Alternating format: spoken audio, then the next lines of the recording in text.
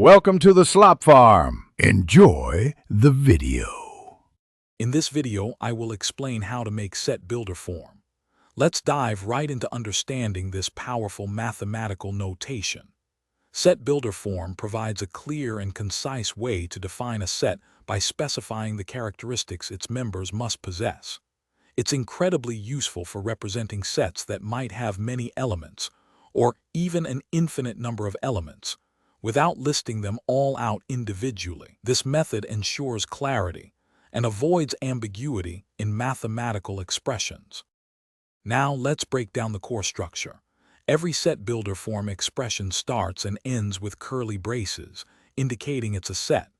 Inside, you'll first see a variable, often x, representing any element of the set.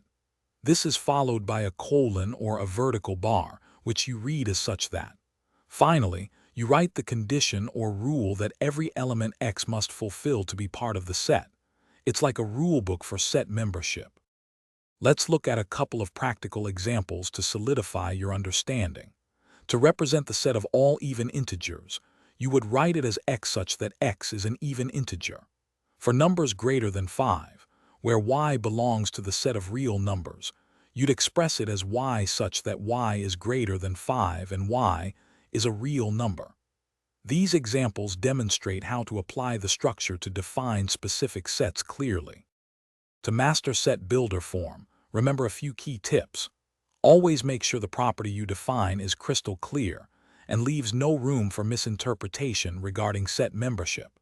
It's also crucial to specify the domain or universal set from which your elements are drawn, like integers or real numbers.